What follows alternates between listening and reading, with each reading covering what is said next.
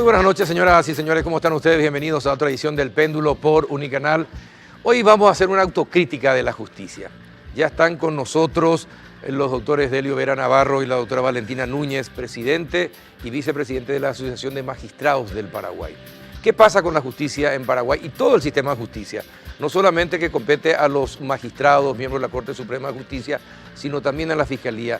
Más todavía después de todos los audios que la ciudadanía empieza a conocer y donde uno nota que efectivamente esas tranzadas que creemos que existen en nuestra imaginación realmente son reales. De eso vamos a hablar con los magistrados. Y los otros dos bloques del programa los vamos a dedicar para hablar profundamente con Santiago Peña, candidato de Honor Colorado, sobre sus proyectos en diferentes materias. Hay mucha tela que cortar con Santiago Peña, así que después de la pausa ya iniciamos el primer debate.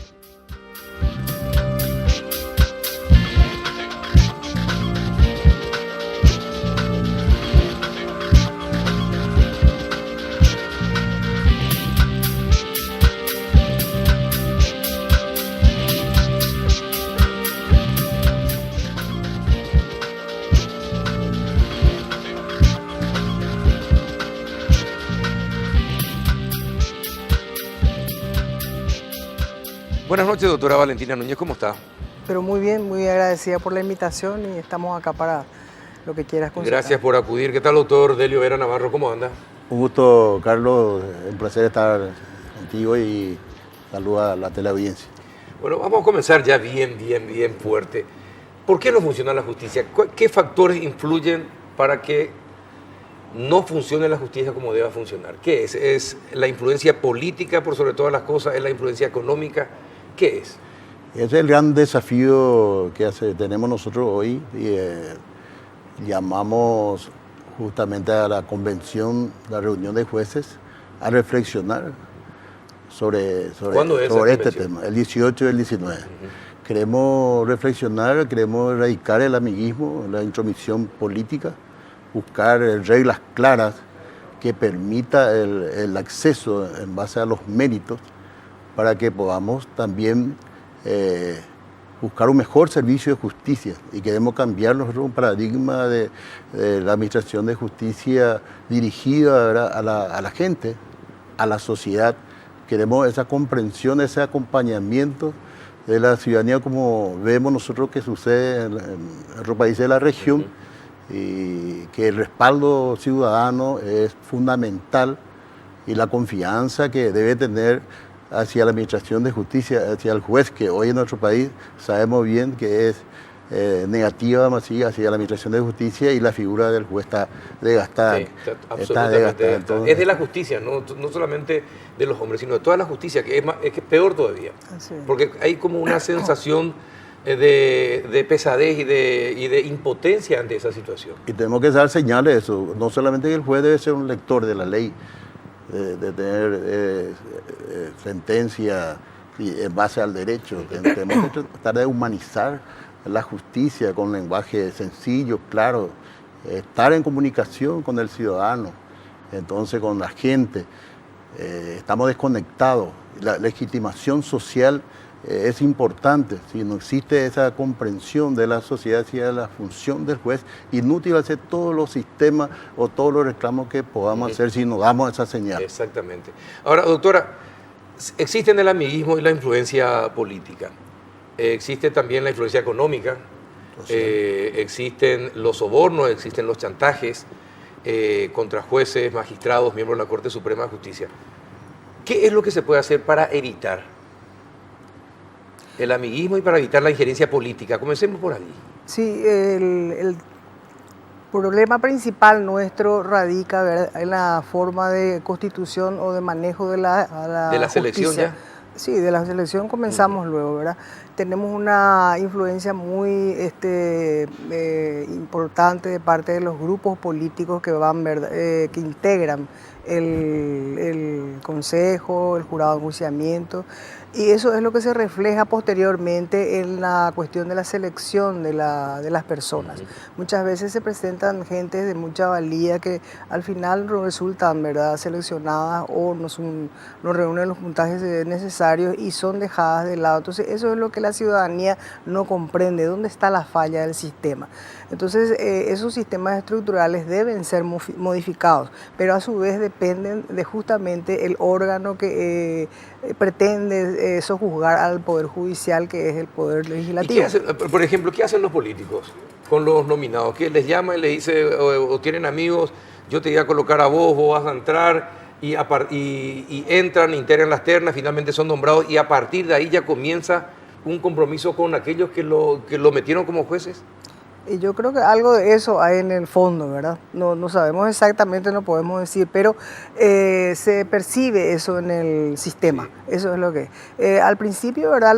Las intenciones de los constituyentes para manejar, como manejaron a la constitución del Consejo de la Magistratura, era lograr justamente la selección de las mejores personas, pero eso con el tiempo se fue difuminando y comenzaron otras prácticas, y entonces comenzaron las visitas que debían hacer la gente que querían postularse, ¿verdad? Como decía hace poco el presidente, tenían que ir a recorrer pasillos y visitar a gente para hablar a su carpeta, porque esa es la realidad, la triste realidad de hoy día del magistrado, ¿verdad?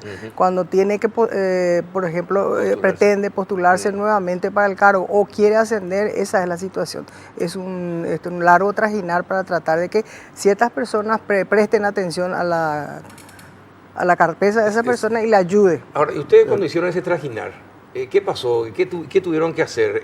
¿Y qué condiciones recibieron? Si pueden contar su experiencia. Sí, efectivamente, si bien es cierto, como estaba explicando, el Consejo de la Magistratura y el Jurado de Enjuiciamiento son órganos creados por la nueva Constitución sí. Del año 1992. Como todo sistema es perfectible, a veces también depende de los integrantes, de las personas, pero se presta porque la mayoría de la integración tiene políticos. Y nosotros queremos cambiar eso, cambiar el sistema. Si se habla hoy, hay un clamor ciudadano sobre la posibilidad de una reforma constitucional. Entonces, si hubiera el caso, entonces tenemos que haber una ley de carrera judicial. Hay que eliminar la injerencia de los políticos. Eliminar, y que sea por el Consejo de la Magistratura y el Jurado, si es que se mantiene, esos órganos estén integrados por técnicos. Y también a través de concursos y méritos, el acceso a la justicia, del momento que accede a la función jurisdiccional como juez, debe tener ya la estabilidad laboral, porque son presupuestos necesarios. La estabilidad laboral es una garantía para una independencia del Poder Judicial. Nosotros no queremos tocar estos temas a lo mejor estructurales del sistema, pero hace la importancia. Estamos procurando, pero no hay un poco comprendida por la comunidad, por la sociedad, que nosotros podemos explicar que se gana poco, que la remuneración es el peor juez pagado en América Latina, pero eso no es suficiente, sino hay una prueba, una señal de que los jueces estamos trabajando bien y hacer saber lo que estamos haciendo. Ahora, y como autoridades de los jueces del Paraguay, ¿ustedes llegaron a plantear o se reunieron con los diferentes candidatos para plantear la necesidad de esos cambios profundos desde el mismo momento de la designación de los jueces para que ellos acompañen ese pedido de ustedes? No, absolutamente. O de la reforma que pretendan que nosotros queremos por primera vez un gremio, del asociacionismo que practicamos nosotros en la Asociación de Jueces del Paraguay, defender los principios e ideales. Y esto viene una iniciativa, como usted señaló al comienzo, somos autocríticos. Sí. Entonces queremos decir cómo estamos, hemos avanzado, dónde estamos, cuál es la percepción de la ciudadanía hacia nosotros. Entonces queremos debatir. Hemos consultado a las 18 circunscripciones judiciales los problemas que aquejan a esas circunscripciones judiciales, cuál es la sugerencia, cuáles son las propuestas, cuáles son las reformas que podamos solicitar. Entonces, esa propuesta sí queremos elevar a los órganos, a los dos poderes del Estado, y más también a la Corte Suprema de Justicia, y fundamentalmente una carta a la ciudadanía, el compromiso formal de un cambio de conceptual de la figura del juez. Y no podemos nosotros, tenemos una prohibición expresa de trabajar en la interna. No, pero como política general, no como política partidaria. No, a los candidatos es difícil. Cuando las personas sean electas en los cargos recién, sí, cuando sean autoridades, sí, ahí podemos ir a hablar con ellos para tratar de impulsar. Pero así en la parte previa, ¿verdad?, de las elecciones no tenemos que esperar a eso. Ahora, esta autocrítica también habla de autodepuración de jueces y magistrados. Les pregunto esto porque sorprendentemente hay casos de fiscales y jueces que van sobre todo al este del país, y se forran, vuelven multimillonarios, y los salarios que ganan ustedes no da para volverse multimillonarios. Entonces también no es necesaria también una autodepuración dentro de la asociación de jueces, y que ustedes mismos señalen, este anda por el mal camino, no puede tener los bienes que tiene, claro, solamente siendo juez. ¿Qué piensan al respecto? Totalmente, así como usted está señalando. Nosotros somos solidarios con el colega, con el juez, pero también en esta convención vamos a establecer que vamos a ser duros de aquellos que se desvían del camino. Claro. Porque el daño que causa de la actuación de un juez, pasa hasta un ministro de la Corte Suprema de Justicia, afecta la imagen del Poder Judicial. Y aquellos que aceptan ingreso a la judicatura, ingreso al servicio de justicia, entonces tienen que asumir ese compromiso ante el pueblo, ante la ciudadanía, ante los justiciables. Entonces, si nos damos esa señal, y si hay corrupción, que sabemos que toda institución no escapa, pero la misma tiene que ser erradicado por los órganos de control, ahora, tanto el jurado de enjuiciamiento o la Corte Suprema de Justicia en su confirmación. Pero los estatutos de ustedes de la asociación... Está prevé la sanción, la expulsión. Y la expulsión, qué bueno. Inclusive, qué bueno, porque los fiscales no prevén nada. No, tenemos previsto. Pero ustedes ya han llegado a expulsar a algún juez. Tenemos antecedentes de expulsión de jueces como calidad de asociado. Sí. Porque mire que hay... No, claro... hay que aclarar que la asociación, estamos hablando de la asociación y como asociación lo que ellos pueden hacer, porque claro, cualquier otra sanción ya va a competir al órgano jurisdiccional. Claro, estamos hablando como socio de la asociación. Una cierta sanción moral. Que es una sanción moral, una sanción ética, sí. Ya hubo casos. Tenemos precedentes y también hemos transmitido siempre a los órganos que funcionan, los órganos de control. Y que eso es también una garantía de la depuración del plantel de los jueces, que eso es saludable. Sí, claro. Y también la Corte Suprema de Justicia, el momento de la confirmación, que puede evaluar la gestión, y somos 951 jueces en toda la República, o sea, nos conocemos todos. Entonces, es fácilmente que los ministros de la Corte pueden individualizar a esos jueces. Queremos también delindar la responsabilidad en el sentido de que se unifica el criterio de la justicia con las actuaciones de los fiscales, también de los defensores públicos, sí, de los profesionales del derecho. La morosidad judicial, que es también un reclamo de la... ¿Ustedes saben quién es el mayor... cuál es el órgano de la justicia más atrasada en todos sus procesos? La Corte Suprema de Justicia. Exactamente, la Corte es la que debería dar el ejemplo.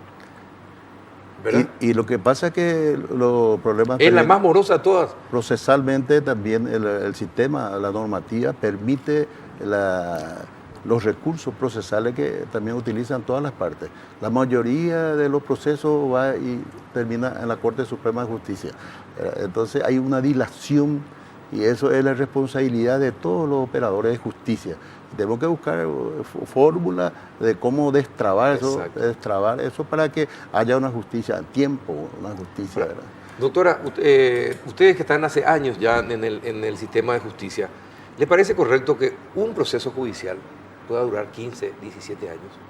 Y depende justamente de lo que está diciendo el colega. Claro, pero ¿le parece? No, lógicamente que no, desde el punto de vista razonable no se puede. Es absolutamente va a la comparación, un juez que nos dicta una resolución en 90 días, en el caso de Brasil, y que viene expositores internacionales de la región, jueces de Brasil, de Argentina, Uruguay, Bolivia, de México, Estaba viendo la ponencia, una de las ponencias que va a defender un juez de Brasil. En 90 días, si no dicta una resolución, una sentencia, el juez no tiene derecho a ser promovido en la función.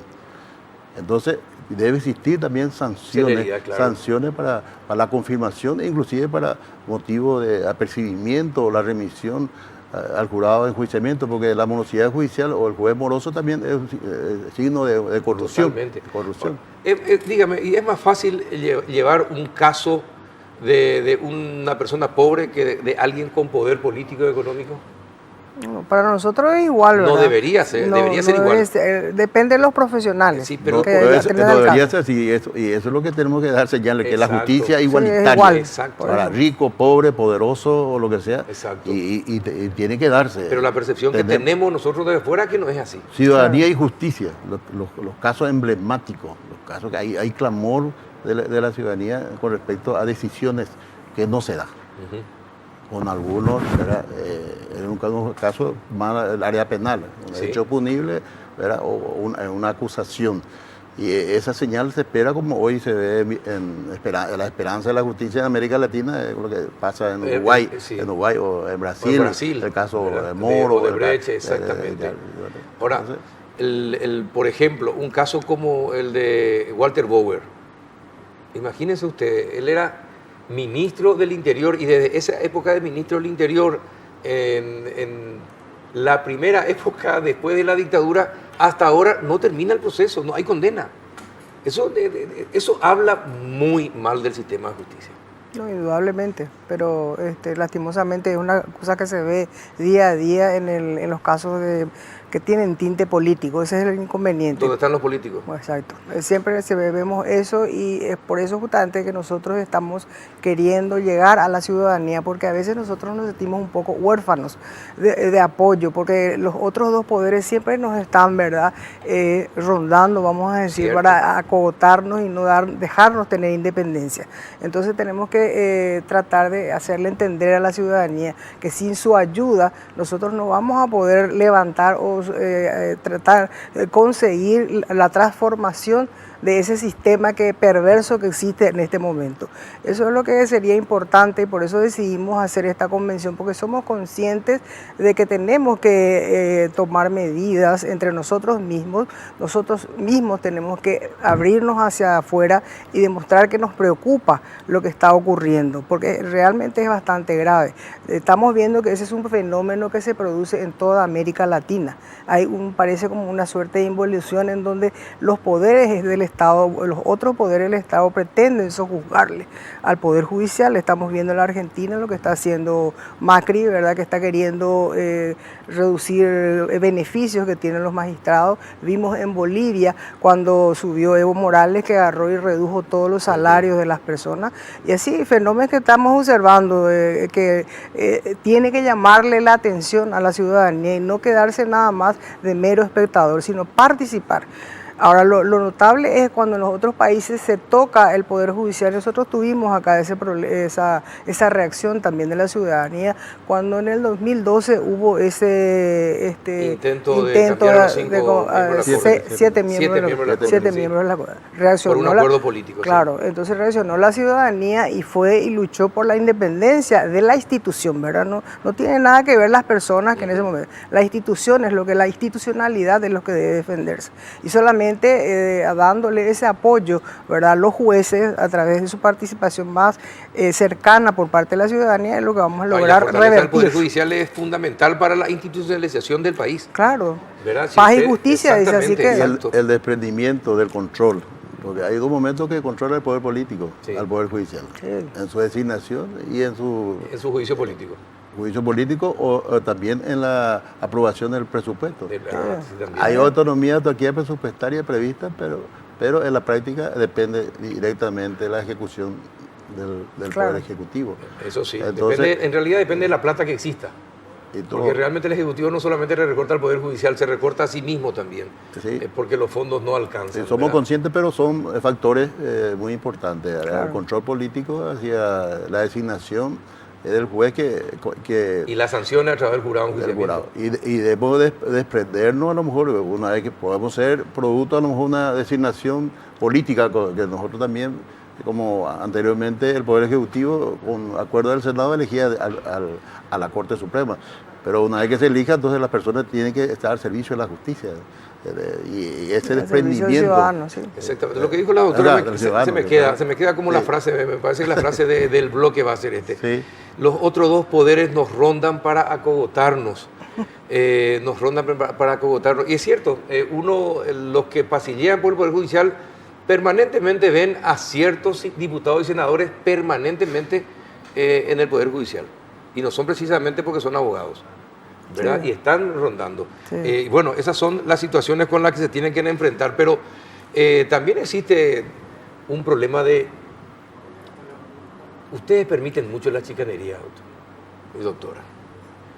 Tal vez porque eso está establecido, pero me parece que ustedes también tienen la capacidad de decir, señor, hasta acá llegó la chicanería, ¿verdad? El código de procedimiento tal vez le permitirá a ustedes, pero ustedes ya están chicaneando y eso ya no es hacer buena defensa ni buena querella. Eso es algo que también tiene que corregir. Sí. Porque una justicia que no llega o llega tarde deja de ser justa.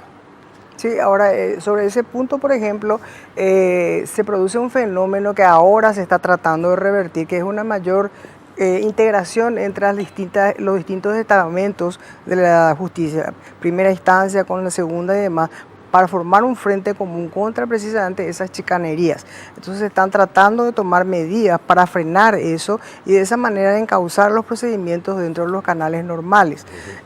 Ahora está justamente también dentro de estos temas que vamos a tratar, está esa necesidad de ser solidarios entre nosotros y tratar de que las medidas o los acuerdos que se celebren sean respetados por todos. O sea, sí. Porque a veces nosotros, en primera instancia, por ejemplo, a veces le sancionan a un profesional, va a segunda, se revoca, entonces el juez después dice, bueno, ¿para qué voy a seguir insistiendo si me van a revocar, ¿verdad? O segunda instancia, lo mismo ocurre con la Corte. Entonces yo creo que también nosotros tenemos que dentro ponernos todos de acuerdo para hacer frente a esas chicanas que permanentemente están dilatando los juicios, sobre todo en la parte penal. Tenemos las herramientas necesarias que tenemos que utilizar. Las sanciones disciplinarias y también la Corte Suprema de Justicia que ejerce la superintendencia sobre los profesionales. Entonces, tenemos que demostrar voluntad y empezar a utilizar esas herramientas y demostrar, y ese compromiso queremos asumir nosotros ante la ciudadanía, que combatir la morosidad judicial y erradicar todo eso, la chicana como normalmente se le dice, y sancionar a los abogados que quieren dilatar el proceso sin herir, y eso conspira contra los jueces. Exactamente. Conspira contra los jueces. Al final, el mal conceptuado es el juez. Claro. Exactamente. Y hay muchos derechos también que tiene reconocido, como ya señalaste, y bien cierto, en la norma. La víctima tiene mayor garantía. Menos garantía que el delincuente. Así es. Eso también es una realidad que tenemos que también no desconocer. Exactamente. Si ustedes, finalmente, si ustedes tuvieran que preguntarle a Santiago Peña, ¿qué le preguntarían respecto del Poder Judicial si llegase a la presidencia de la República? Si va a luchar por la independencia del Poder Judicial, de darle los elementos necesarios para que realmente tengamos una justicia independiente. Justicia independiente, muy bien, esa es una pregunta que le di a trasladar ya. Y si está dentro de su propuesta una posibilidad de una reforma constitucional o una enmienda constitucional, a los jueces nos interesa el capítulo Poder Judicial. Revisar los dos órganos fundamentales e importantes como el Consejo de la Magistratura y el Jurado de Enjuiciamiento de Magistrados, que tiene que estar integrado por juristas de prestigio, por catedráticos, por jueces y no por políticos. Entonces eso puede dar la garantía del acceso a través de los méritos y actitudes. Y también los órganos de control que funcionen, pero realmente por incumplimiento de la función o por mal desempeño en el caso del trabajo que realizamos nosotros los jueces. Y esa garantía sí nos permite, y también la autonomía de autarquía presupuestaria, porque la Corte tiene su ingreso propio, que su producción, la fuente 30, entonces que garantice para que la Corte también pueda tener esa independencia de administración económica que también hace también a la independencia del Poder Judicial. Perfecto, doctor. Muchísimas gracias por haber venido, doctora. Muchas gracias por la invitación. Me quedó su frase. Mira que voy a usar, me permite, voy a usar permanentemente. No tengo derecho a autor. Muchas gracias, doctora. Muchas gracias, doctor. Muy amable. A la vuelta de la Gracias. pausa con Santiago Peña, el candidato de Honor Colorado. Ya volvemos.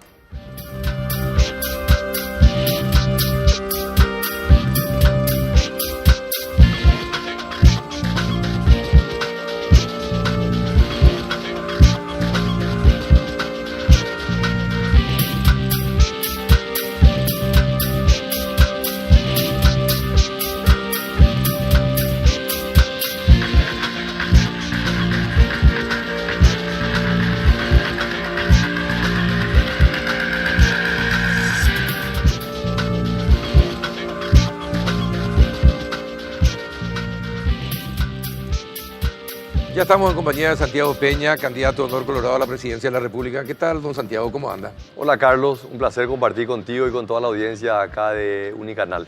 Bueno, en 2 horas vamos a cantar cumpleaños feliz. Así mismo. ¿Te quedas 2 horas o no? ¿Te animás a quedarte 2 horas? Depende a ver si la torta está por ahí. No, está la torta, ya bueno, está la excelente. torta, sí. ¿Cuántos años cumplís? 39, 39. sí, escorpiano de pura cepa. Y vas a llegar a ser, si llegas a ser presidente, vas a ser el más joven de los presidentes de América. Voy a ser, de ser El electo, segundo creo que va a ser ahora, no, ¿no? el presidente electo más joven del mundo, no de la América. ¿Del mundo? Del mundo. Ajá. Presidente electo, el de Norcorea, por ejemplo, tiene 33 años. Pero no él no fue fue electo. electo, sí. Exactamente, o sea, presidente electo. Hay primeros ministros, pero presidente no. El siguiente sería ya el presidente de Francia, Macron, que tiene ahora 39, va a tener ya 40 dentro de poco. Así que, y tiene mucho sentido, ¿verdad? El país con la población más joven de América Latina, de las poblaciones más jóvenes del mundo, creo que se merece tener un presidente joven. Y sí, se merece, pero lo que necesitamos es un buen presidente. Exactamente, un presidente más allá de la edad, que tenga el conocimiento, la experiencia, pero más importante el compromiso. Sí, hoy recién se fueron los jueces, no sé si le escuchaste, si tuve oportunidad, pero ellos quieren saber cómo le garantizarías al Poder Judicial su independencia. ¿Acompañarías una propuesta de cambio de la Constitución para sacar a los políticos del Consejo de la Magistratura y el jurado de enjuiciamiento? Y Carlos, yo no sé si esa es la solución. Acordate que el Consejo y el jurado se crean en el 92, Sí. justamente para evitar la politización. Y finalmente no se soluciona. Yo creo que el problema es otro, ¿verdad? Yo creo que siempre queremos caer en el simplismo de decir, no, cambiamos la Constitución y se solucionan todos los problemas. No. Finalmente nosotros necesitamos una Constitución que sea aplicada y respetada por los paraguayos. Entonces lo que tenemos que encontrar los mejores hombres y las mujeres para que puedan aplicar esas leyes. Claro, pero desde el jurado de enjuiciamiento, es decir, desde la política se presiona sobre los jueces. Claro, pero Se ahí presiona sobre los lo que jueces. tenemos es que elegir buenos legisladores que nombran a sus representantes, un buen presidente que nombra a sus representantes, promover elecciones limpias y transparentes y una buena representatividad por parte del Colegio de Abogados. O sea, no es un tema acá del presidente no, nomás. pero objetivamente hablando, ¿te parece que con los 10 primeros de cada lista de los que se presentan en todos los partidos vamos a tener buen parlamento? Y va a ser difícil, Carlos, va a ser difícil, pero hay que reconocer también que hay una crisis de representatividad.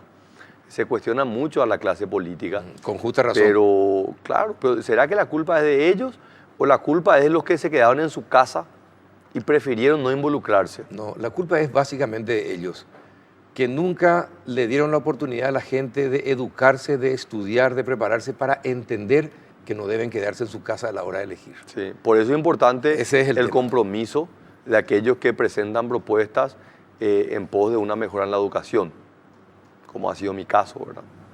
De cómo mejorar la educación, que finalmente va a ayudar a la mejor representación y una cultura cívica mucho más desarrollada.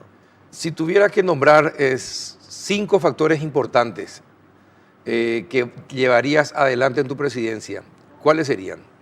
Salud, una reforma que unifique el sistema de salud pública, volcar el sistema hacia una salud mucho más preventiva y no curativa. ¿Cómo harías?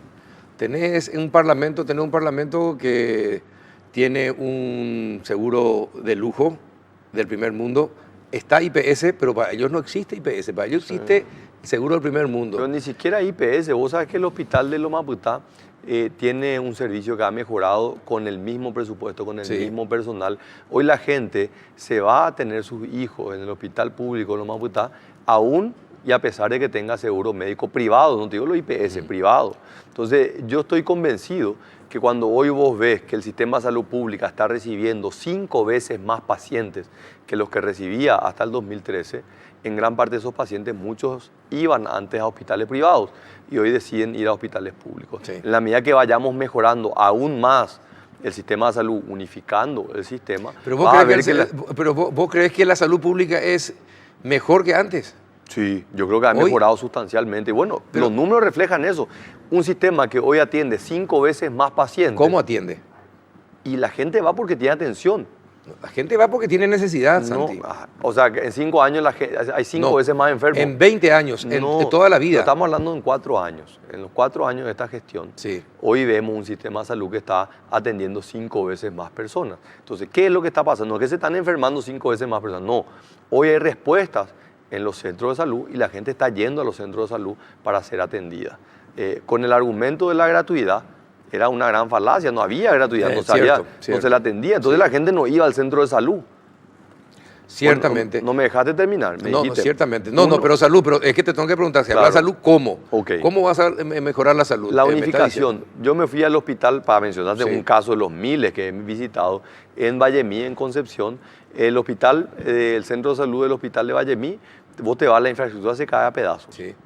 No se puede arreglar porque ni siquiera el ministerio tiene el título de esa propiedad.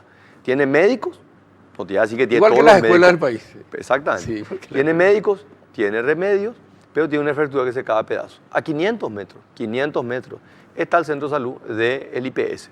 Una infraestructura en perfectas condiciones, sin médicos y con pocos medicamentos. O sea, no es que hay que gastar más, hay que unificar el sistema. ¿Y cómo hay que unificar el sistema? Y hoy la ley te permite, mediante acuerdos, pero nosotros tenemos que hacer que esto sea un sistema obligatorio, un sistema universal, único, donde tenemos el Hospital de Clínicas, IPS y el Ministerio de Salud trabajando de manera coordinada y el Ministerio de Salud trabajando mucho más en lo que es la regulación del sistema de salud, volcado hacia planes de prevención. Hoy por primera vez en los centros el sistema de salud pública está atendiendo más a través de las unidades de salud familiar, o sea, las unidades preventivas que en materia curativa. De vuelta, en el caso de Loma Putá, tenemos los mismos médicos que están yendo a visitar a los abuelos y a las abuelas, atendiéndoles en su casa.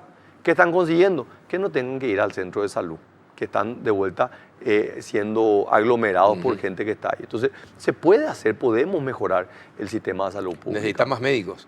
Necesitan más médicos, fundamental. Necesitan más especialistas. Fundamental. Hay que aumentar la dotación de personal de blanco, eso no hay ninguna duda, pero eso no quita que mejorando la coordinación y el funcionamiento del sistema actual, también puede hacer que se descomprima muchísimo la presión que tenemos y ahí ya puede ir a los temas más puntuales, ¿verdad?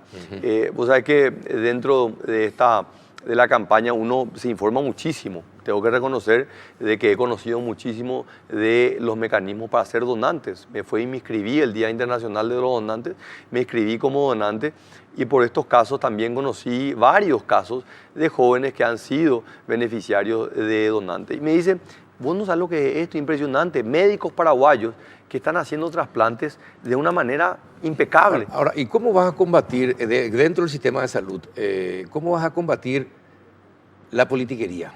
¿Cómo vas a combatir el amiguismo? ¿Cómo vas a combatir el clientelismo? Porque hay una gran masa de administrativos y hay falta una gran masa de médicos y especialistas. Entonces, hay muchas cosas que tenés que compaginar. ¿Cómo vas a combatir eso? Pero yo te iba a decir, Carlos, vos, lastimosamente esto es parte de lo que nosotros vivimos en la sociedad paraguaya, las generalizaciones. Por supuesto que hay casos. Sí. Hay casos en donde hay funcionarios que cobran un salario y no trabajan. Por supuesto que hay de repente asignaciones presupuestarias que no son las más adecuadas. Claro. Pero eso no refleja la realidad de la gran mayoría. La gran mayoría es funcionarios públicos que trabajan, que hacen un trabajo muchas veces en situaciones muy, pero muy limitadas en materia de condiciones de infraestructura, condiciones laborales, pero que hacen el trabajo sábado, domingo, feriado. No hay ahí no se puede, se hace igual. Entonces, yo lo que te quiero decir nomás, dice, no, tenemos que cambiar, no. Nosotros tenemos que darle transparencia, tenemos que remunerarla adecuadamente, tenemos que darle garantía. Hay que mejorar. Exactamente. Y eso es cambiar. Claro, pero se puede hacer, lo hemos venido haciendo. Fuiste ministro de Hacienda, sí. Conoces perfectamente la ineficiencia de un Estado paquidérmico. Pero también conozco... Mira si sos presidente de la República. Pero también conozco de las enormes mejoras que se pueden hacer cuando hay transparencia. Sí. Transparencia para los mismos funcionarios públicos, porque el funcionario público también sufre cuando hay una desigualdad y de repente se le da un salario a un compañero que probablemente no es el que más trabaja. Cierto. Entonces las herramientas como la transparencia tienen un poder muy importante justamente para mejorar esa eficiencia. No hace falta hacer ninguna reforma sustancial. Es simplemente que haya un mayor control, mayor transparencia, y eso hace que haya una mejor asignación de los recursos, ¿verdad? Claro, pero también hace falta sanciones, es decir, porque muchas veces vemos, se denuncian y la gente no es sancionada. ¿Vos sabías que, es transferida nomás. Pero vos sabés que el Ministerio de Salud tiene una aplicación que a través de un teléfono celular vos podés denunciar a los médicos que no están en el centro de salud. ¿Vos sabías, Carlos, de que se han cerrado unidades de salud familiar enteras porque figuran, cobran y no estaban, y fueron por denuncias ciudadanas? Entonces eso repercute en todo el sistema. Entonces hoy, con un mecanismo de mucho mayor control, también está mejorando el sistema de asignación de esos recursos, ¿verdad? Así que yo soy muy optimista, Carlos, de que con estos recursos, con un trabajo serio, responsable, esto va a ir mejorando. De que en este tramo de gobierno hemos hecho ajustes importantes, algunos muy dolorosos, algunos que han tenido un costo político, y ahora me toca a mí, me va a tocar a mí desde el próximo año, ir distribuyendo esos recursos. El ajuste ya lo hemos hecho, ahora nos toca ir distribuyendo mucho mejor y asignando mejores salarios, mayores contrataciones, sobre un sistema que hoy ya está mucho más regulado y más controlado. Ojalá que no falten ambulancias, ojalá que no falten médicos, ojalá que haya más Carlos, buenos hospitales en el interior. Vos mencionás el tema de las ambulancias, 250 ambulancias, sí. Histórico. ¿Y con qué se hizo eso? Con los ahorros, los alquileres de vehículos de otras administraciones. O sea, lo que ha hecho esta administración, y hay muchos que cuestionan que se hizo poco, hay quienes creemos que se hizo mucho, pero lo que nadie en su sano juicio puede argumentar que este es el gobierno que más ha hecho en la historia del Paraguay. La pregunta es si estamos satisfechos. No estamos satisfechos. No estamos satisfechos. Nunca vamos a estar satisfechos. Pero contame si no estamos entusiasmados de que atrás quedaron la época en donde los transportes públicos quedaban en el medio de la vía pública porque el tren delantero se caía. Atrás quedaron los caminos a través, por ejemplo, la ruta de la mentira, y hoy tenés una ruta impecable que está conectando a comunidades aisladas. ¿Cuántas rutas más faltan construir? No, miles. Miles, Carlos. Y bueno. Pero miles. Entonces, genial. Pero la pregunta pero es si hablemos de cómo vas a construir los caminos que faltan. No de lo que ya fueron hechos, hablemos de lo que vas a construir. Me encanta. O sea, podemos dejar de hablar de todo lo que hicimos, vamos a hacer de qué es lo que vamos a hablar. Exacto. Hoy estamos invirtiendo... No, espera. Me hablaste de salud. Okay. Ahora, ¿por dónde vamos? Educación. Te doy para que... educación, dale. Cerramos el capítulo de salud. Perfecto. Educación, y Carlos, vos conocés los esfuerzos que se han hecho en el Fondo de Excelencia en la Educación. Y estás de acuerdo conmigo de que el problema para mejorar la educación no es asignación de más recursos. ¿Sí o no? Cierto. Ok. Entonces, lo que nosotros necesitamos, un Ministerio de Educación y Ciencias que sea el órgano rector de la educación. No que sea un organismo administrativo que se ha encargado de construir escuelas, no es su responsabilidad. No. Las escuelas la tienen que hacer, la infraestructura la tiene que hacer el Ministerio de Obras Públicas y Comunicaciones. De la misma manera que Obras Públicas va a ser en mi gobierno no solamente rutas, va a ser escuelas, hospitales, cárceles y toda la infraestructura, porque ahí se tiene que concentrar la capacidad para poder hacer toda la infraestructura.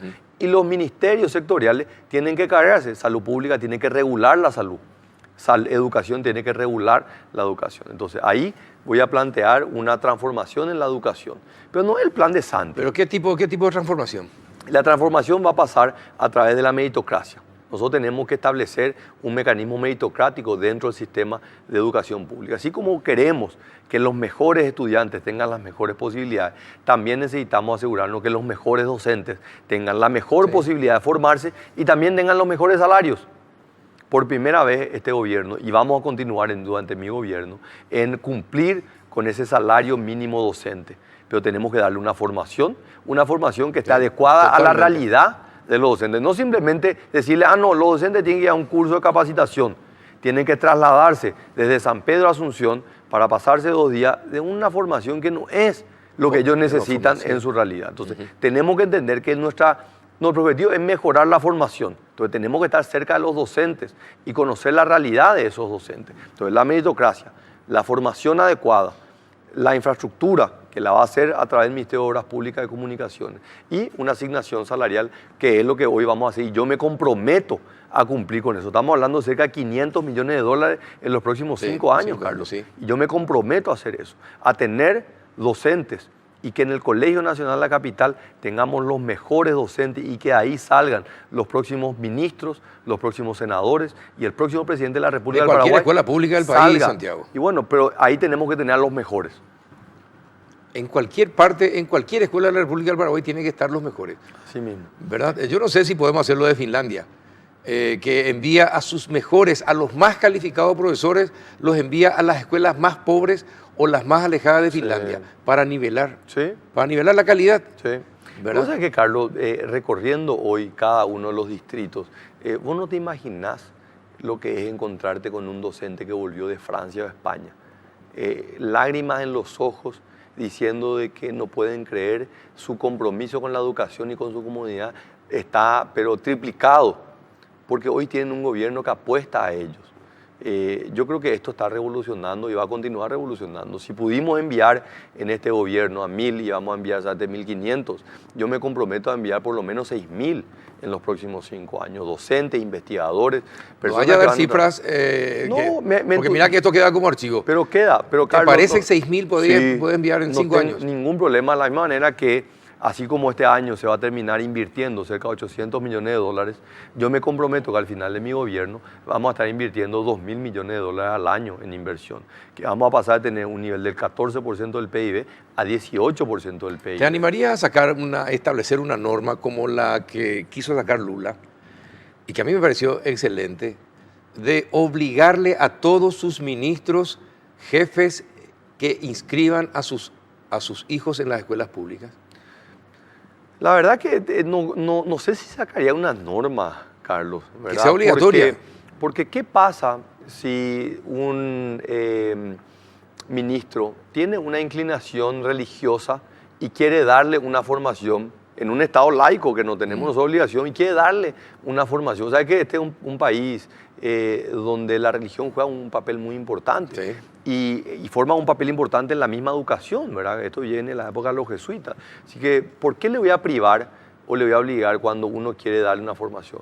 O aquel que quiere decir, yo quiero que mi hijo pueda formarse en mecatrónica, técnico en administración, técnico en informática. Entonces, tenemos que tener cuidado con eso cuando la oferta todavía no está ahí. Ahora sí, cuando podamos tener centros de alta formación en materia técnica, en materia de escuelas agrícolas, ahí sí le podríamos dar la opción, pero sí creo que tenemos que avanzar hacia un sistema de salud, de educación, que sea mejor que el privado. ¿Se puede hacer? Yo estoy convencido que se puede hacer. Como estoy convencido que nuestro sistema de salud hoy ya es mejor que el sistema de salud privado y que lo podemos hacer mucho más accesible a nivel mucho más amplio.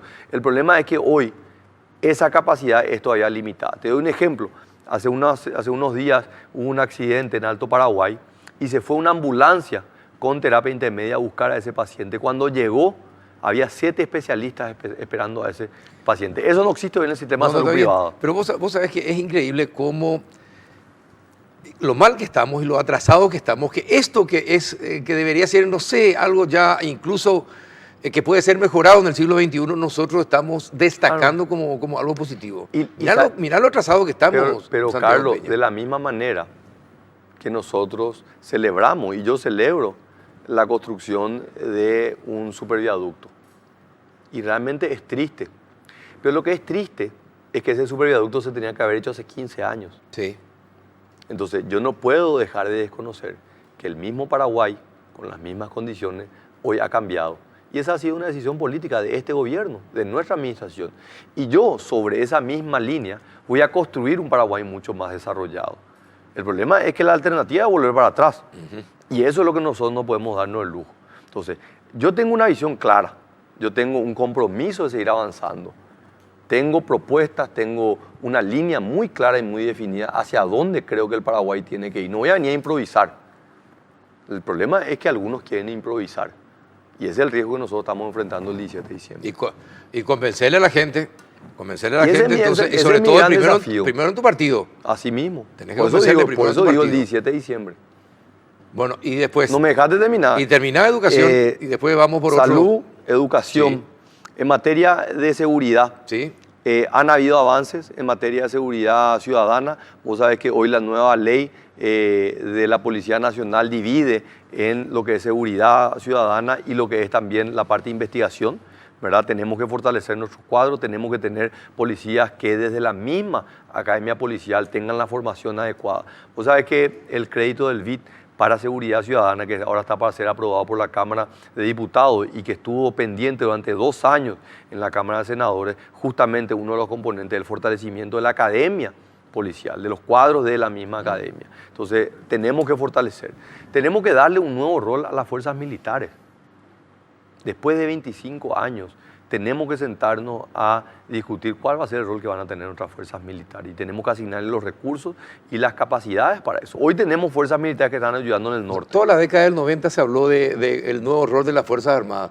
Nadie sabe cuál es el rol de las Fuerzas Armadas. Y tenemos que definir, tenemos que sentarnos. Y eso no lo va a definir Santi entre 4 paredes. Eso lo tenemos que definir como sociedad. Te pregunto, Santiago Peña, ¿vos salís solo? ¿En qué sentido? ¿Salís solo, sin guardias? No, tengo... ¿Tenés siempre guardias? Sí. ¿Tus hijos tienen guardias? No. ¿No tienen guardias? No. ¿Cómo te sentís cuando tus hijos salen? Y me preocupa, Carlos. Claro que me preocupa, como todo padre, ¿verdad? ¿Te preocupa? Pero no, o sea, me preocupa de la misma manera que me preocupaba cuando mis hijos estaban en el exterior también, ¿verdad? O sea, el rol de padre, yo estoy seguro que vos que tenés... Deja de lado el político, deja de lado el político. Háblame como papá, Sí. como papá. ¿Te preocupas? Sí. ¿Te preocupas? Yo también me preocupo cuando mis hijos salen, Pero no sobre es que, todo de noche. Pero lo que quiero decirte es que me preocupo más en Paraguay de lo que me preocupaba cuando vivía en Estados Unidos. O sea, eso es lo que te quiero decir. Crímenes hay en todos los países del mundo. Sí, crímenes O sea, hay. ¿cuáles son las chances de que tu hijo, imagínate, Carlos, yo soy candidato a presidente de la República y te estoy diciendo algo que probablemente es una gran irresponsabilidad, pero mis hijos andan sin guardia. Entonces, sabiendo que estoy pisando los callos de muchas personas, pero yo me he manejado toda la vida con total, cuando era ministro de Hacienda también me manejaba sin guardia. ¿Verdad? O sea, mi seguridad se ha incrementado muy recientemente. Entonces, no creo que esto es un tema de que me preocupa, por supuesto me preocupa. La pregunta es qué vamos a hacer sobre esto. ¿Cómo vas a hacer para que esta sensación de inseguridad que tiene la ciudadanía y que no se puede desconocer se atenúe, disminuya? ¿De qué manera? Cuando hablamos de seguridad. Y mira, Carlos, cuando vos mirás hoy la estadística de un sistema que está mucho mejor registrado, no es que ahora se registra más, no. Hoy sabemos de mucho más de los crímenes y sabemos que los crímenes han disminuido comparado con gobiernos anteriores. No es para el azar, o sea, es porque hoy tenemos fuerzas de reacción mucho más rápida, el Grupo Lince. Sabemos que están siendo efectivas las operaciones del Grupo Lince. Pero sin embargo, todos los días vemos en la tapa de los diarios, en los noticieros, todos los actos de criminalidad. Y claro que genera una sensación, yo no quiero minimizar, pero nosotros tenemos que fortalecer no solamente los cuadros de seguridad, sino también la información que le transmitimos a la ciudadanía. ¿Cuáles son los déficits que tiene la Fuerza de Seguridad y que necesariamente deben mejorarse? Yo creo que hay un enorme déficit en materia de infraestructura. Yo creo que hay que seguir fortaleciendo las compras de patrulleras. Este es el gobierno que más patrulleras ha comprado. Tenemos que seguir avanzando, no es suficiente. Sí. Yo creo que hay que seguir fortaleciendo. Claro ejemplo, yo creo que es lo del Grupo Lince. Claro ejemplo es la investigación que está trabajando muy bien.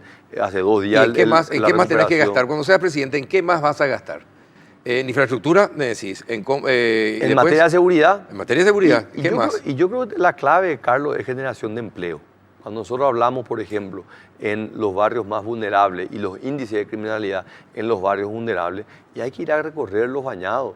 Claro que vamos a tener menos oportunidades de trabajo porque no hay la infraestructura mínima. Por eso hemos decidido apostar a infraestructura con alto impacto social. La construcción de viviendas sociales, la construcción de la franja. Una parte de la solución. Una parte de la solución. Pero estamos hablando de la seguridad.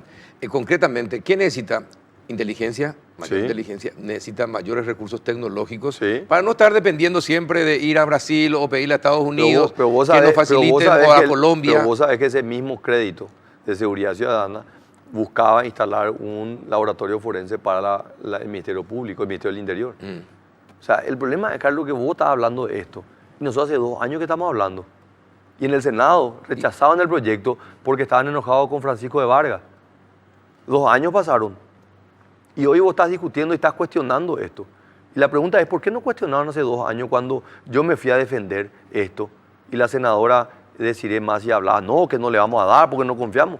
¿Entendés? Entonces te das cuenta que... La senadora se equivocó, nosotros nos equivocamos. Ojalá que Santi Peña, cuando sea presidente, no se equivoque. ¿Qué vas a hacer? ¿Qué vas a hacer para tener eso que está diciendo? Y seguir para tener, luchando. Para tener, por ejemplo,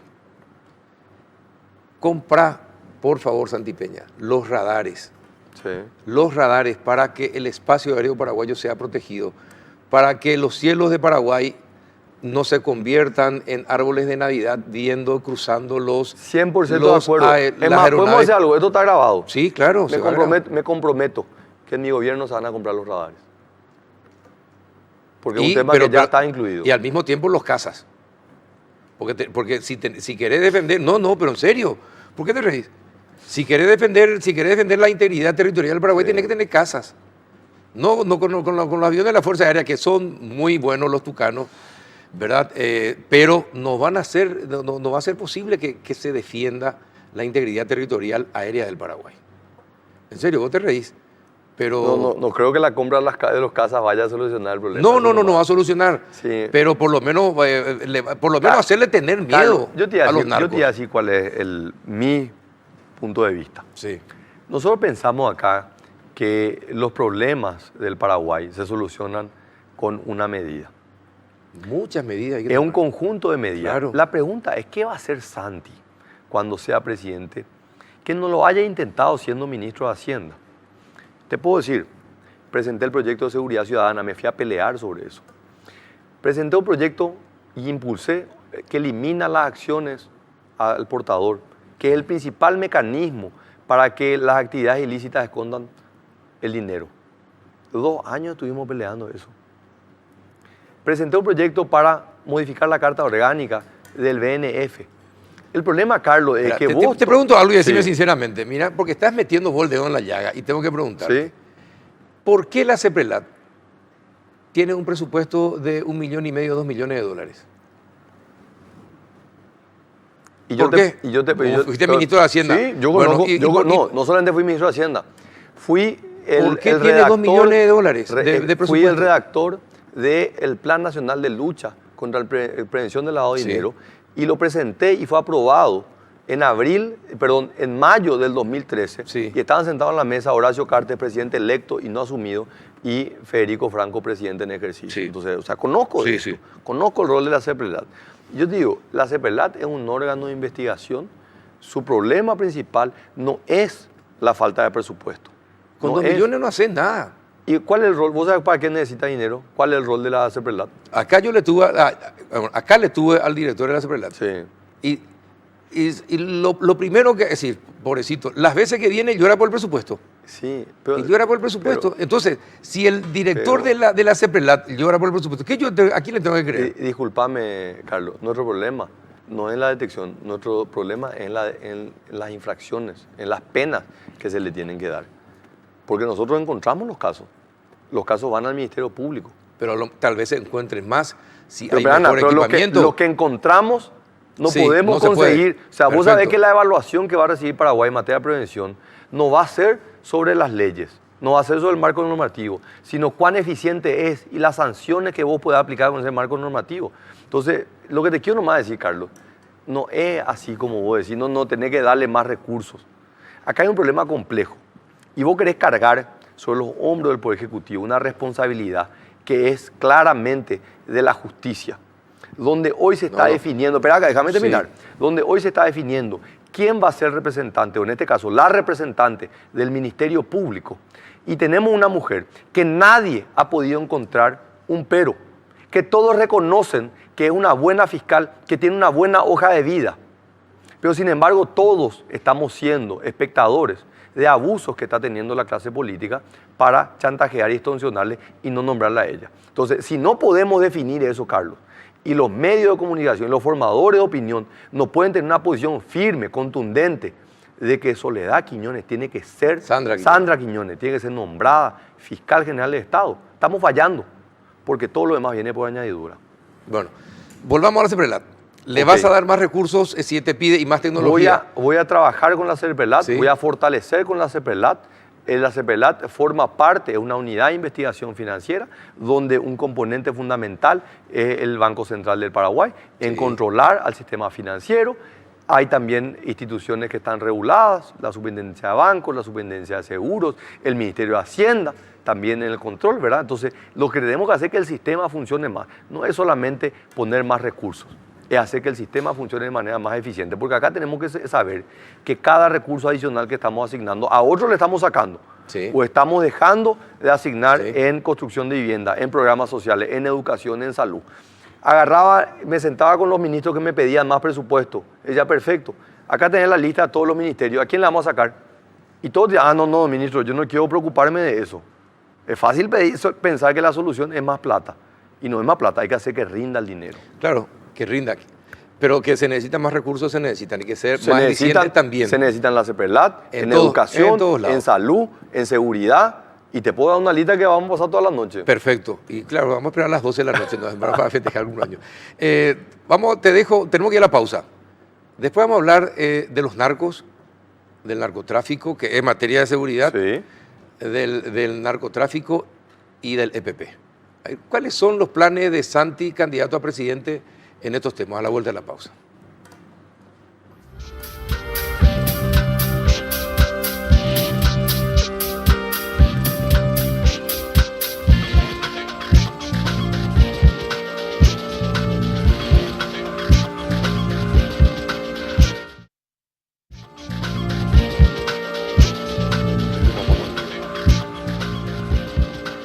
Seguimos con Santiago Peña, candidato de Honor Colorado, precandidato de Honor Colorado a la presidencia de la República. Primero tiene que superar las internas del próximo 17. Ya medalla de ganador, buscar. Medalla de ganador. No, primero tiene que superar esas internas. Bueno, pero volvamos a lo nuestro, que estaba apasionante. ¿Cómo se lucha con los narcos? ¿Cómo evitar que Paraguay se mexicanice? Y con perdón de los mexicanos residentes en Paraguay. ¿Cómo se evita eso? O sea que este debe ser probablemente uno de los temas que hay más consenso entre todos los espectros políticos. El problema es por qué no avanzamos, ¿verdad? Si sabemos cuáles son los mecanismos. Y vuelvo a insistir en el tema de la prevención del lavado de dinero, ¿verdad? Porque finalmente, ¿qué es lo que pasa? Y lo que nosotros vimos, o sea que yo trabajé mucho en esto ya en la época del Banco Central y luego como ministro de Hacienda. En el año 2012, México recibe probablemente las mayores sanciones en materia de prevención del lavado de dinero. Y todo el ambiente regulatorio a nivel mundial empezó a ajustarse. Entonces los grupos delictivos empezaron a recibir mucho más control y empezaron a mirar dónde iban a instalarse. Y ahí es donde entran estos esfuerzos a nivel internacional, de que todos los países tienen que ajustar sus normativas. Panamá, uno de los últimos países, antes de Paraguay, en eliminar las acciones, las sociedades anónimas con acciones al portador, porque ven y se definió que este es el principal mecanismo. 2 años luchamos contra esto. Y acá tengo que decir que un diputado de la disidencia fue uno de los proyectistas, Ever Ovelar. Trabajamos mucho con Ever, ¿verdad? En un momento mío que él, como era disidente, mío no entendía, ¿cómo yo voy a llevar adelante un proyecto que el oficialismo está acompañando? Entonces él mismo quería echarse atrás, pero finalmente se aprobó. Y con mucha presión, modificación en la Cámara de Senadores, finalmente se aprobó, pero fuimos el último país en eliminar las acciones anónimas. Porque este es un mecanismo justamente para esconder el dinero del narcotráfico, de actividades ilícitas. Entonces, el mecanismo es fortalecer los mecanismos regulatorios. ¿Cómo controlar las construcciones? ¿Cómo controlar, por ejemplo, las vialeras, donde se puede meter mucha plata para lavar dinero?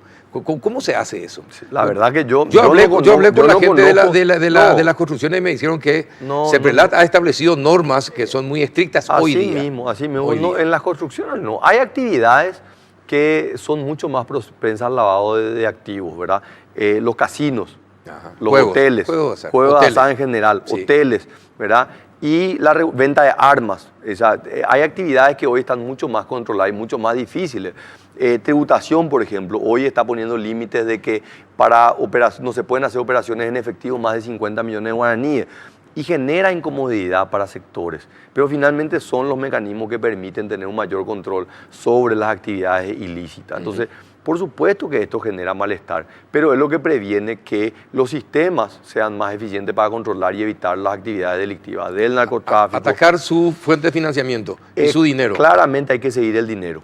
Hay que hacerle cada vez más difícil a aquellos importadores de que emiten transferencias al exterior por $1 millón, pero luego cuando llegan a la aduana pagan por $100.000, ahí es donde entran los mecanismos de control, ¿verdad? Entonces, que no puede hacerlo, ¿verdad? Hoy tenemos varios importadores que se han visto en figurilla porque declararon mercadería de $1 millón por 100.000, luego facturaron por $1.500.000 y le cayó tributación. Y ellos dicen, sí, pero yo no gané esa plata. Y bueno, pero hermano, te fuiste y declaraste 100.000 en vez de declararlo. Entonces se está volviendo cada vez más complicado. Y esta es una transición difícil, pero la hemos iniciado, Carlos, y vamos a empezar a ver los frutos en los próximos años. ¿Y el EPP? Y el EPP es fundamental la presencia del Estado, Carlos. Esto es un flagelo que se generó por décadas de una ausencia del Estado. Y hoy ya estamos viendo casos emblemáticos donde se está dando un cambio muy rápido. El caso de Cidepar en el departamento de Caguazú, en Orqueta, en el departamento de Concepción, donde una apuesta muy fuerte en construcción de viviendas, caminos, agua, mejora en salud y educación, hace que esos grupos no encuentren ya ese terreno fértil. Tenemos que seguir avanzando hacia todos los departamentos, principalmente aquellos del norte donde más se siente. ¿Y cómo volver productivo a esa gente? Y esas zonas son productivas, Carlos. El problema Perfecto, es que, pero el problema es que ellos no producen, es decir... Y no producen por esa ausencia del Estado. Eso es la aplicación, y lo hablamos yo creo en otros programas, Carlos. ¿Cómo es posible que en el Paraguay sea exitosa la agricultura empresarial y la agricultura familiar no pueda ser productiva? Y la diferencia es que si yo tengo 2.000 hectáreas y el Estado no está, el intendente no arregla los caminos, el gobierno no arregla los puentes, se me cae el puente, yo no le llamo al intendente, lo arreglo yo. Pero si yo planto bananas en Guayaibí y se cae el puente de madera, yo no puedo vender mi banana. Exacto. Por eso la presencia del Estado a través de la inversión en infraestructura. Por eso que cuando critican de que este es el gobierno que ha endeudado, le digo, no se equivoquen. Este es el primer gobierno que está pagando las deudas. Porque las deudas no son con los bancos, las deudas son con las personas. ¿Y por qué entra tanto en la mente de la gente ese repiqueteo de, no, este es el que más endeudó? Y no solamente lo dicen los políticos, lo dicen algunos técnicos y lo dicen los medios. Sí, el tema es que acá también hay líneas editoriales muy marcadas, ¿verdad? Entonces, claramente uno ajusta y le pregunta a aquel que mantiene su línea. Aquel que no dice lo que esa persona dice, lo que quiere en la línea, no le dan espacio. Y el ejemplo más claro es Manuel Ferreira. A veces nunca le publicó que Manuel Ferreira dijo que a él no le preocupa el tema del endeudamiento, que él lo que le preocupa es que se elijan los proyectos que tengan mayor eficiencia económica. Y todos estamos de acuerdo con eso. Eso lo dijo en el 2016, pero ahora dice que ya hay que prender la luz amarilla con el tema de la deuda. ¿Y qué cambió desde diciembre del 2016 a y hay que preguntarle a Manuel, lo vamos a traer acá. Sí, el problema siempre fue el cumplimiento de la ley de responsabilidad fiscal, y se ha cumplido siempre. El mismo César Barreto ha dicho siempre que se cumpla la ley de responsabilidad fiscal, y se ha cumplido. Entonces, ¿de qué preocupación estamos hablando? Bueno, ¿y por qué? Porque ese es un caballito de batalla que utilizan Efraín Alegre, Marito Abdo, es decir, todos aquellos que están en contra de tu candidatura y del gobierno utilizan eso y parece que prende, por eso te pregunto. Y yo le pido que vayan a Casa Paz.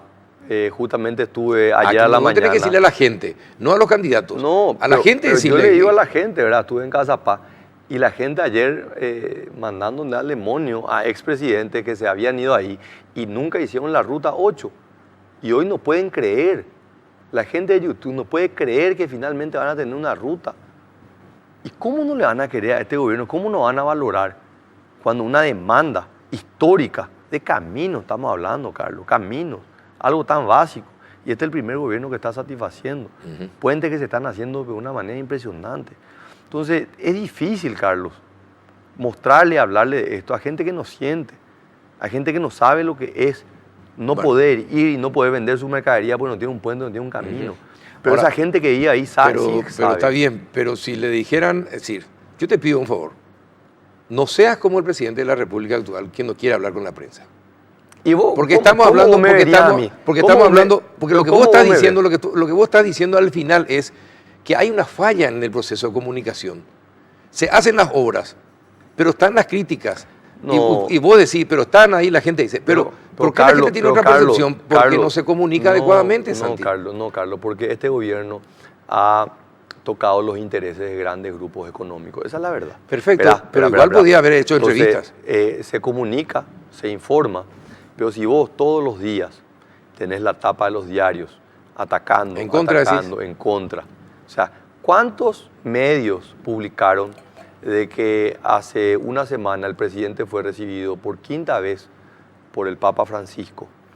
Y el Papa Francisco en un video le dice el valor de la solidaridad y el ser justo, y usted está haciendo esto, presidente. Nadie mencionó. Y ahora el argumento que dice, no, él no está informado, se le engañó. ¿A vos te parece, Carlos, que el Papa Francisco puede ser engañado? No, está bien informado. Ok, entonces el problema es que nadie menciona eso. Nadie le va a preguntar a la gente en Cazapá cómo ellos sienten el cambio de vida que están teniendo gracias a la infraestructura. Santiago Peña, la gente dice, bueno, es puesto por Cartes. Y sí, el presidente le eligió como el candidato. ¿Cómo te desprendes de Cartes cuando seas presidente? Desprenderse en el buen sentido de la palabra. Sí. No estoy diciendo que deje de ser su amigo, sino desprenderse y ser vos el dueño del Poder Ejecutivo, Carlos, de la Presidencia de la República. El mecanismo de designación de la chapa por el Movimiento Honor Colorado, yo creo que fue de los mecanismos más transparentes. El presidente lo dijo con mucha transparencia, mi nombre sonaba dentro de una lista de candidatos. Puede haber una preferencia, pero finalmente la dirigencia es la que tiene que aceptar esto. Recorrí 17 departamentos en 20 días.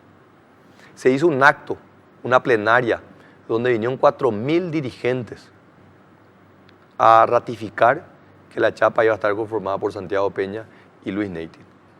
Yo no conozco un partido político, un movimiento político que haya hecho un mecanismo de designación más transparente.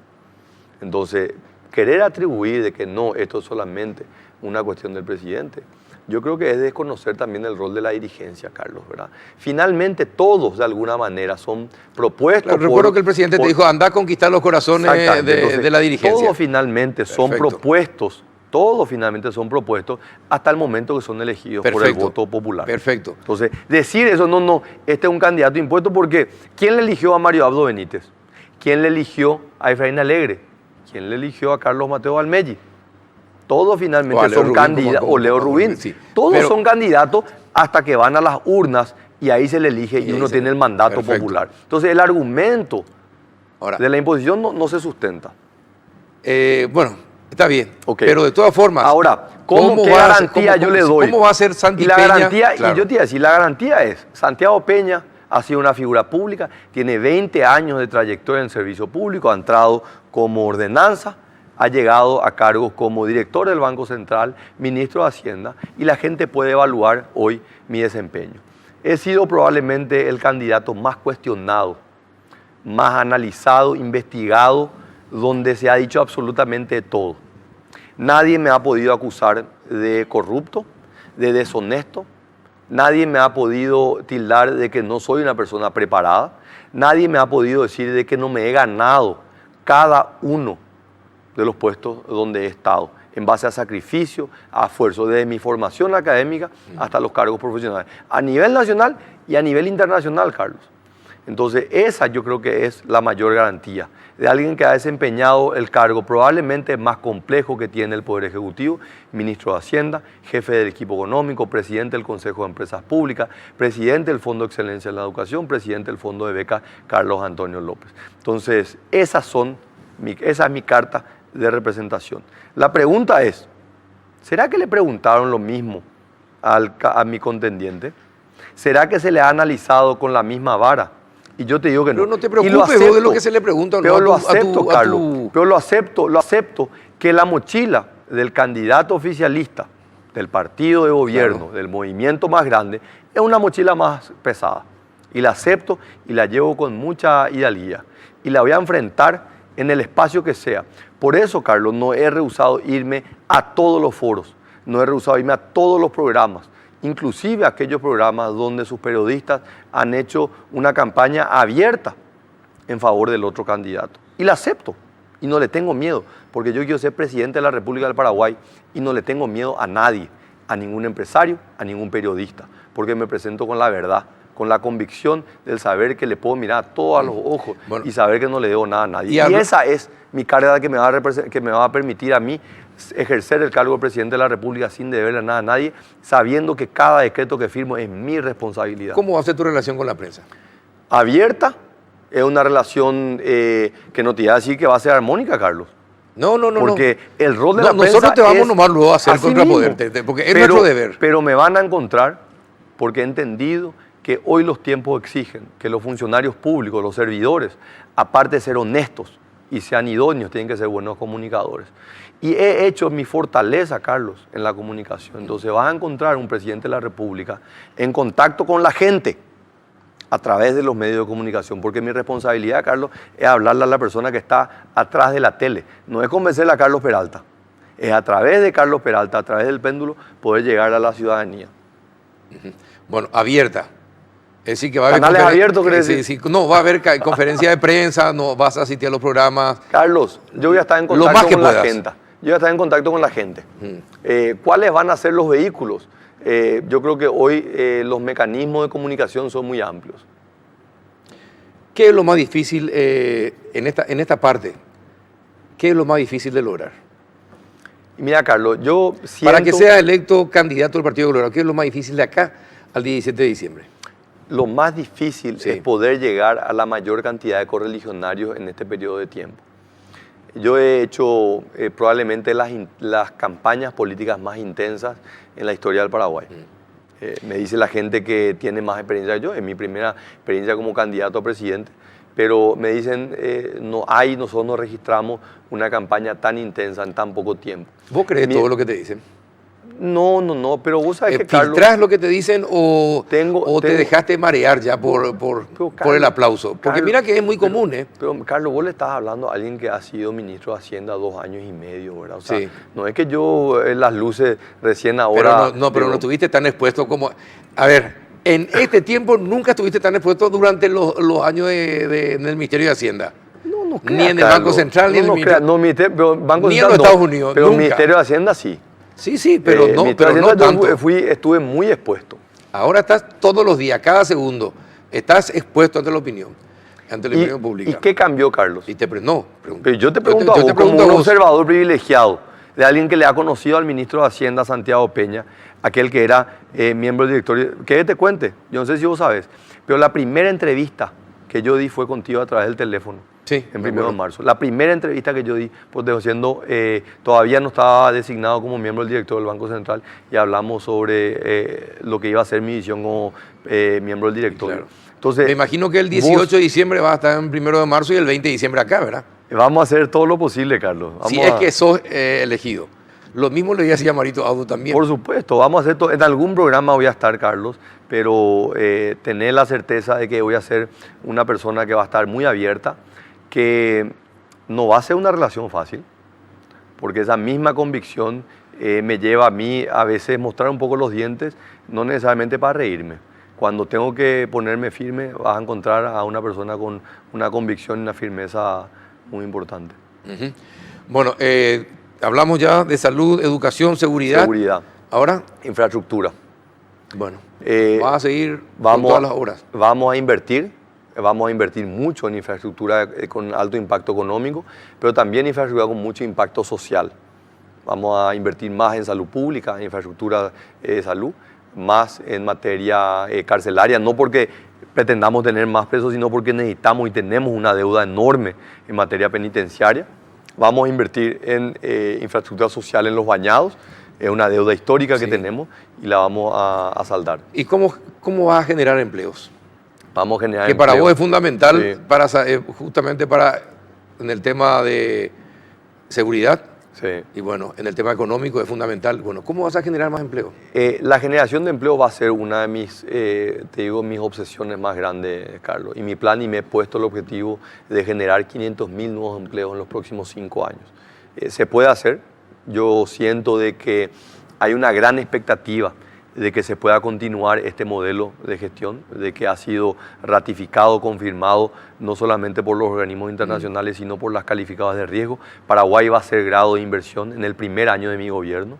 Tengo la certeza de que vamos a conseguir eso, para lo cual tenemos que implementar una agenda económica que le dé previsibilidad a las evaluadoras de riesgo, que van a sellar esa gestión económica, y eso va a permitir que haya una mayor inversión extranjera.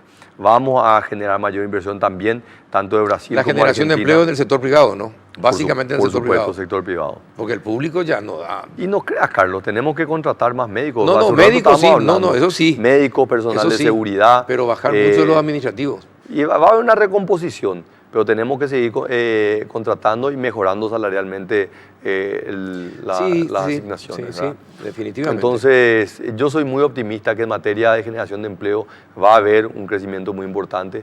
Mi compromiso es de que el Paraguay crezca en promedio al menos un 6% en los próximos 5 años, y creo que es posible. Lo de Añacuá queda igual, no va a haber cambios. Si vos asumís como presidente, no hay cambios. No hay cambio. Me parece una enorme irresponsabilidad decir que esa obra va a parar, una obra tan necesaria en materia de generación de empleo, pero también de generación de energía eléctrica, donde sabemos que las fuentes que hoy estamos generando se van a agotar probablemente en la próxima década. Así que tenemos que avanzar rápidamente en los Añacuá, rápidamente en aumentar la dotación de máquinas en la central hidroeléctrica Yacyretá, y tenemos que ya empezar a desarrollar los nuevos proyectos sobre el río Paraná con la Argentina, pero también los pequeños proyectos en los ríos internos. Itaipú tenemos que invertir en la línea de transmisión. En la última, si es que llegas a ser presidente, vas a terminar en el 2023. Sí. Justo cuando se tiene que negociar. Y mi gran legado va a ser, Carlos, dejar la infraestructura para que Paraguay pueda consumir el 100% de la energía producida por Itaipú. Para eso tenemos que construir rápidamente una nueva línea de transmisión. Un buen equipo negociador. Y vos sabes que, Carlos, te soy muy honesto, ¿verdad? Acá se habla mucho del tema de la negociación. La negociación finalmente va a ser una consecuencia de lo que podamos hacer hasta ese momento. Si nosotros no tenemos la capacidad de utilizar el 100% de nuestra energía, ya de entrada entramos con desventaja. Puedes tener excelentes negociadores, pero si vos no puedes utilizar el 100% de la energía, no te sirve de nada. Pero con el crecimiento vegetativo vamos a usarlo en el 2030, son 5 años, 7 años después. Yo creo que vamos a utilizarlo antes. Por eso tenemos que avanzar en tema de Añacuá, por eso tenemos que avanzar en otra generación y también en fuentes alternativas como la energía solar en el Chaco, que hay un potencial enorme. Espera, para que no quede esto como que Santi Peña no le interesa la negociación de Itaipú. Aclara bien, ¿cómo es el tema de Itaipú para Santi Peña? En materia de Itaipú, yo estoy convencido de que es fundamental que de cara al 2023 tengamos la infraestructura suficiente para poder retirar el 100% de la energía eléctrica. En el 2023, consumiendo el 100% de la energía eléctrica, ahí nos sentaremos con el Brasil y vamos a definir. La tarifa, de acuerdo al tratado, se construye de la siguiente manera: el costo de producción, los royalties y las compensaciones y el servicio de la deuda. El servicio de la deuda hoy representa el 60% de la tarifa. Al desaparecer el servicio de la deuda, porque se va a pagar el 100% de la deuda, ahí Paraguay y Brasil van a tener que definir, ok, ¿qué hacemos con la tarifa? ¿Reducimos la tarifa para que represente la misma estructura que hoy tiene o aumentamos los royalties y las compensaciones? Hoy no podemos, entramos en desventaja porque el Brasil nos puede decir, disminuyamos la tarifa, porque ellos se van a beneficiar en mayor proporción, porque ellos son los que tienen la capacidad de producir y consumir nosotros. Ese cuento de la independencia energética es un cuento, porque si ellos nos dicen, Paraguay, lleva tu 50%, ¿y qué vamos a hacer? ¿Vamos a poner en un avión y la vamos a enviar a Chile y Uruguay? No, pero podés venderle a Uruguay, ¿cómo? A Uruguay y a través de la Argentina. ¿Cómo? Y si Argentina permite. Y volvemos a lo mismo. Y él te va a decir, no hay problema, bueno, pero te va a pagar un peaje. Y claro, pero para eso tenés que tener todo un equipo negociador, pero señores. Pero no es una cuestión de negociación. Es una cuestión de tener todas las visiones posibles, de todas las posibilidades posibles. Es de tener las cartas. ¿Qué pasa si Brasil expresa lo que está señalando? ¿Qué vas a hacer? Vos vas a ser presidente en esa época. Vamos a retirar el 100% de la energía. ¿Y después qué vas a hacer? Si no tenés acá la capacidad para usarla, ¿qué haces? Sí, vamos a usar. No, suponiendo Suponiendo que lleguemos y no lo tengamos. Y ahí ya fallamos, Carlos. Si para el 2023 nosotros llegamos sin la capacidad de poder consumir el 100% de energía, ¿y cómo vas a hacer entonces para que se consuma toda la energía? Y generar empleo. Empresas, traer empresas, desarrollar la infraestructura, construir una nueva línea de transmisión de 500 de Itaipú. Las líneas de transmisión, Carlos, son las autopistas que usan las empresas para venir al Paraguay. ¿Por qué crees que el PIB industrial creció en los últimos años? Y porque también ha aumentado la oferta de electricidad en el Paraguay.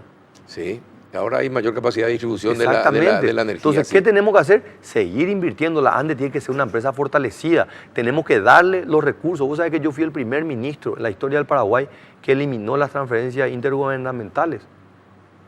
¿Por qué? Y porque la ANDE necesita tener recursos para invertir. Durante 14 años no se ajustó la tarifa. ¿A consecuencia de qué? De precarizar los trabajos, precarizar las condiciones laborales de los funcionarios. Tenemos que tener funcionarios que tengan las herramientas y los salarios adecuados para prestar un buen servicio. ¿Cómo te vas a manejar con el Congreso?